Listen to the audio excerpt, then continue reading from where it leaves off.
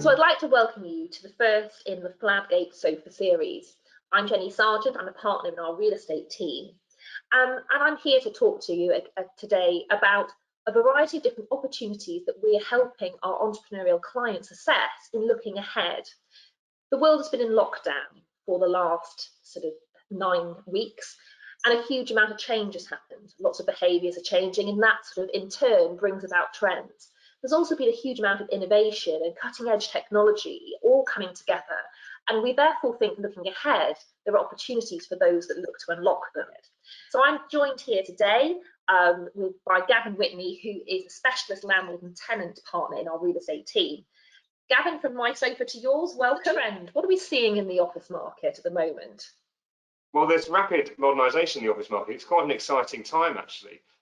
We've had a fairly stable sector for years in offices, and now it's coming into its own because whilst everybody at the moment is out of their offices, like us, working from home, businesses are now really starting to think about what's going to happen next. The government's unlocking lockdowns, so how are we going to get back in? How's it going to work? And that's resulting in quite a few changes to how things work in the office, how people get back in, and how they maintain social distancing and so on. And of course, that also might be a decision about how much space people actually need and what they're going to do in that space. There have been some quite big occupiers come out in the press recently. Can you just talk about some of those? Yeah, so Twitter and Google, obviously IT and telecoms, people who are really involved in the modern office market, they're saying to their employees, we may not need anybody to come in as a requirement anymore. Everybody can work from home, but they still want people to come into their offices. So the purpose of that is to collaborate, it's to see each other, it's to share ideas face to face. So I think they're starting to lead the way as to how those offices are going to be used going forward. Then you've got other employers who are a bit more traditional, such as banks, Deutsche Bank, for example. They've said that, yes, they're going to need people to come into the office still. Some of their teams are going to have to work face to face, but some other teams won't need to. So they'll have to find ways to bring those teams in, socially distance them, and make availability for others who come in less often.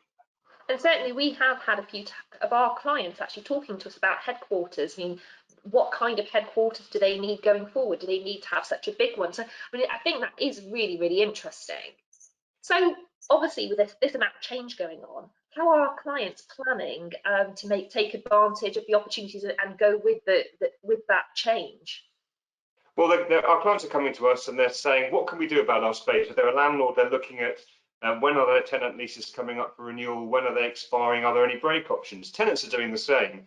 They're trying to see what flexibility there is. If you're a tenant, for example, you may have a break coming up and it may be your chance to introduce greater rights to assign or underlet in the future, or additional break rights that give you more flexibility than you've currently got. And another sector, well, sort of a sector within the sector, is the shared working sector, isn't it? And that's particularly interesting. I know that it's something you particularly specialise in. How do you think that, that's been sort of the boom baby in the office market in recent years. How do you think that that's going to react to the changes as we come out of lockdown? Well, yeah, that's right. The service office sector is on the up, and I don't think that's going to change anytime soon. I think they've had the same difficulties as everybody else has in people wanting to come into city centres and town centres. But now that that's starting to be unlocked, they're focusing on the future, and they're quite excited. They're coming to us and seeing the opportunities of taking new space and offering something different, competing with others in the market to provide the kind of flex that the occupiers need. So, for example, at the moment, you may have people who want to have some fixed space, but the ability to flex up and flex down as and when a project is on, or they've got an entertainment event. And a service office provider is able to do that much more easily. And I think what's really interesting about your clients as well is that they're in the luxury end of that sector. So in terms of people's initial concerns about mingling of businesses, they offer flexible solutions for space that can be entirely allocated to one business and therefore segregated from that sort of mixing risk, which is really interesting, isn't it? It is. It makes a big difference, and I think it will be a key selling point. But it does.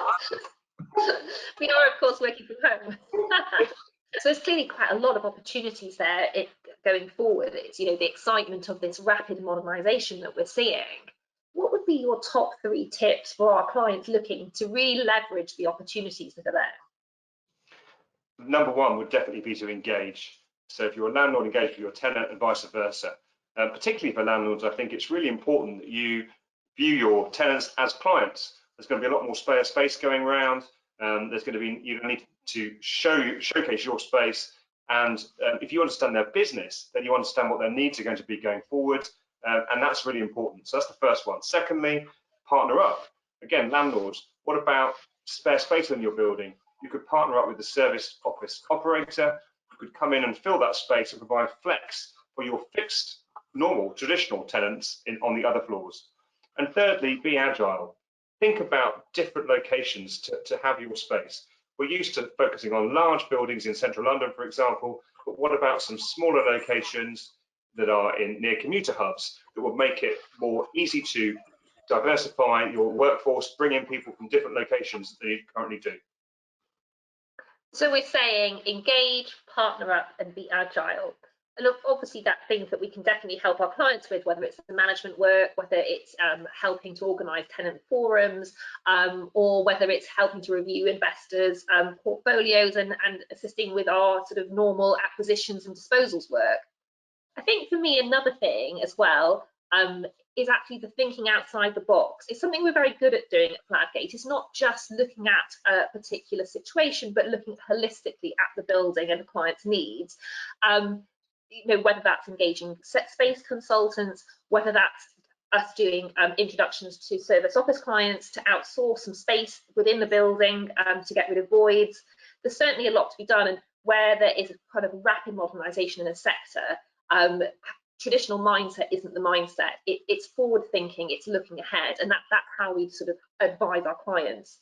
And I think the most exciting thing for me is that we're bringing the office market back. It's coming back from connectivity being around tech and IT, where it's gone in recent years, to connectivity actually being about people.